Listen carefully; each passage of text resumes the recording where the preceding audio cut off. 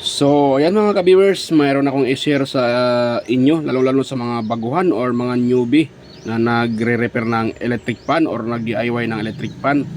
So, kung sakaling nag-repair kayo ng electric fan at na-test nyo na ang problema ay thermal fuse mga ka-viewers, so, wag muna kayong basta-basta magpalit ng bagong thermal fuse. Ayan. So ang gagawin nyo muna, ang una nyo gagawin bago kayo magpalit ng thermal fuse, tingnan nyo muna kung yung electric fan ay malambot ba siya ikutin, tapos ito hindi ba ito kalog. Yan, hindi ba ito kalog or mayroon siyang kalog pag ginaganyan pababa pataas, pataas pababa, wala bang kalog yan. At check nyo rin kung wala ba itong gas-gas. Yan, itong shafting nya. At tigit sa pati itong bushing walang gas-gas yan. Dahil pag may gas-gas yan at nagpalit kayo ng, or sa madaling salita sira yung bushing, nagpalit pa rin kayo ng panibagong thermal fuse, so maaring masisira uli yung thermal fuse. At sa mga nababypass din katulad ko, na ako ay nababypass din dahil hindi naman talaga ako naglalagay ng thermal fuse sa electric fan. So depende na rin sa inyo mga ka-viewers, dahil iba-iba naman tayo ng diskarte. Kung ayaw nyo ng bypass, gusto nyo ng lagyan pa rin ng thermal fuse, so ito lang masasabi ko, kailangan nyo munang i-check up kung buo ba itong bushing. Yan, yun nga sinasabi ko, buo ba yung bushing, shafting, walang gas-gas, at itong kanyang pinaka thermal fuse. Dahil pag ito mga ka-viewers, pag ito ay bumaba, yan, bumaba na yung nito, tawag dyan, itong pinaka microfarad, bumaba na yan, o itong pinaka value niya, bumaba yan. So ang mangyayari dyan, kahit buo pa yung shafting, palagay natin na buo yung bushing, kung buo tong bushing buo din yung shafting, pero bumaba na ito, so maaring ang dahilan kaya nasisira yung pinaka thermal fuse nito, itong pinaka thermal fuse nya, dahil umiinit ito. So siyempre mahirapan siyang umikot, mahirapan itong makaikot, ay init yung makina, so masisira talaga yung thermal fuse. Pero ang pinaka main talagang rason bakit nasisira ang thermal fuse, una-una talaga itong ating bushing, shafting, kapasitor, at minsan naman natuyuan sa langis. Yan po kasi pag yan po ay natuyuan sa langis, yan, wala nang langis dito, so natuyuan na siya. Ang mangyayari kasi dyan, mag-expand itong bushing, iinit yan, magkiskiskisan yung shafting at saka bushing. So yan na po ang dahilan na masisira itong bushing, kasama na yung itong shafting. Yan, kasama na yan. So masisira talaga yan. So ngayon, siyempre, ang pinaka-ending nito, ito ay mag-stack up mga ka-viewers. Mag-stack up itong electric pan na to, so mas init na masyado yung motor, at yun, magka-cut off si thermal fuse. Ayan. So siyempre, kada yung dahil na masisira yung thermal fuse. Pero kung sakaling kayo naman nag-bypass, dahil ako naman talaga matagal naman akong nagba-bypass. So matagal na akong nagba-bypass. So yun na nga mga ka-idol. So yun na nga, kailangan nyo talagang i-check up kung ito hindi ba natuyuan ng langis. Yung nga sabi ko, kung kayo naman ay nagba-bypass, para sa akin hindi naman masama yung pababypass, dahil sa akin din, sa tagal-tagal ko na rin nagba-bypass na nagre-repair. So pag ang motor talaga ng electric pan, pag masisira talaga yan siya mga ka-idol, dahil mayroon yung malalang bagong labas ngayon na thermal fuse. Kahit maglagay pa kayo ng thermal fuse, minsan kasi ang problema yung thermal fuse, factory defect tawag dyan. So kahit bago yung thermal fuse at ginagamit nyo dito sa electric fan, ay mag-init lang ito ng konting init lang, minsan nagka-cut off kaagad yung fuse. Minsan naman mga ka-viewers, sunog na yung motor, sira na yung motor, yung fuse buo pa.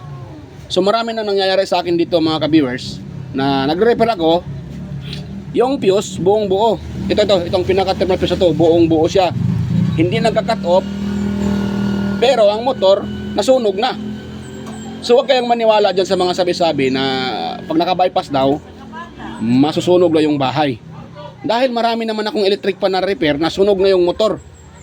Pag once kasi ito ay umusok, itong motor, pag-usok niyan, pagkatapos niyang umusok mga idol, huwag kayong maniwala na ito ay liliyab, lalaki yung usok. Pag napuputol kasi ito eh. Ayan, matanso man yan o matanso man yan o alom. Pag once kasi ito ay maputol, ito, mawala na ito ng connection yung pinakamotor. Mawala na yung kanyang connection. So wala na, hindi na siya magkakaroon ng magnetic field. Hihinto na rin yung ikot. So siyempre, mamamatay din yung usok, mamamatay din yung umusok. Yung nga, sa repair ko dito, nakita ko yung motor ay umitim na. So sabi ng may-ari, umusok daw at ayun, nawala ng power. O di ba? So nung dinala sa akin dito, wala na, sunog na yung windings.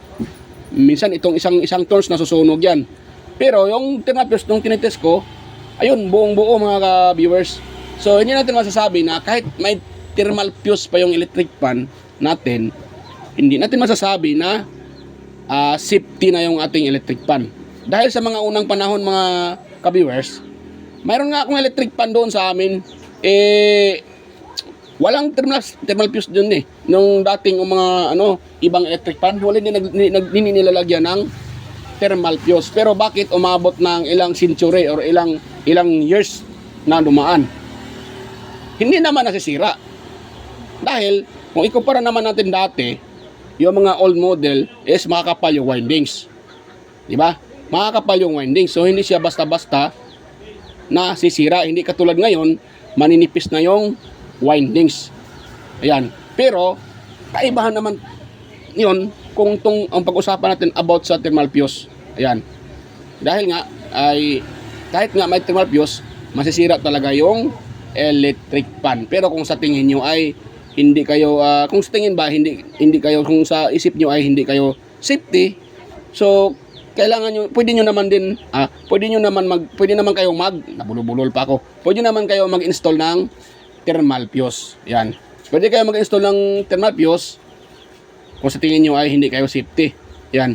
Pero huwag nyong kalimutan na kahit pa bago yung thermal fuse, kailangan nyo pa rin i-check dito. Yun nga, yung shafting, bushing at kapasitor. Dahil pag iyan po ay sira na, kahit ilang dosina pa yung fuse na or thermal fuse na ilagay nyo dito, sisirain talaga yan mga ka-viewers. Dahil nga, may problema pa sa lalo-lalo sa electric pan, sa kanyang bushing or shafting or pati kapasitor. So dapat nga kayo kung kayo ay niyan, check nyo muna ng mabuti mga ka-viewers. Ayan, isinisingit ko lang about sa thermal fuse dahil marami kasing thermal fuse ay maraming nito na bakit daw hindi nilagyan ng thermal fuse. Ano daw ang purpose sa thermal fuse? Para sa akin naman talaga ang thermal fuse bago nilagay yan sa manufacturer dahil may purpose nga. Kaya nga nilagay nila kasi may purpose. Pero aanin mo naman yan, kahit may purpose yan dyan, nasisira pa rin yung electric pan. Na minsan ay buo naman yung thermal fuse pero nasunog pa rin yung motor. So hindi, kaya nga nasasabi ko, kung sunog yung ating pag-usapan sa electric pan, hindi 100% na magpro-protect itong thermal fuse mga ka-viewers. Ayan. Dahil ako nga nasasabi ko yan dahil matagal na rin akong nagre-repair, ilang years na akong nagre-repair. Na-encounter ko talaga na sunog na yung motor, buo pa yung thermal fuse. So ibig sabihin, mayroon kasing hindi kasi lahat na panahon na magpro-protect talaga yung thermal fuse, lalo na pag yan po ay factory defect. So ganoon talaga. So kaya masabi ko, kailangan talaga ng suriin nyo muna ng mabuti bago kayo mag-bypass. Yan, bago kayo mag-bypass or kung i-bypass nyo man itong thermal fuse or magpalit ba kayo dyan ng bagong thermal fuse. So bago nyo po gagawin yan, suriin nyo muna kung buo pa ba itong kapasitor, bushing, shafting at may oil yung itong kanyang foam. Yan. Dahil pag walang oil yan, isa din yan sa dahilan na mag-overheat yung ating electric pan. At higit sa lahat mga ka-idol, tayo na gumagamit ng electric pan, dapat marunong tayong tawag dyan, Huwag nating basta-bastang gamit lang tayo ng electric fan. Kung sa tingin nyo, yung electric pan nyo madumi na, linisan nyo muna at i-maintenance. Dahil isa din yan sa dahilan na masisira talaga yung electric pan. Alam nyo na nga na mahina na yung umikot, mahina nang umikot yung electric pan, ginagamit nyo pa. So, ang tendency dyan ay masisira talaga yung inyong electric pan. O, diba? Masisira talaga yung electric pan. So, yun lang mga ka-viewers ang masishare ko sa inyo. So, sana itong video na to ay nakakatulong sa inyo. Yan. So, bago nyo yan, kung sa tingin nyo ay nakakatulong sa itong video na to, huwag kalimutang mag-like, share, and paki-subscribe na rin mga ka-viewers. Ayan, salamat po sa inyong panonood. Yan, salamat po mga ka-viewers.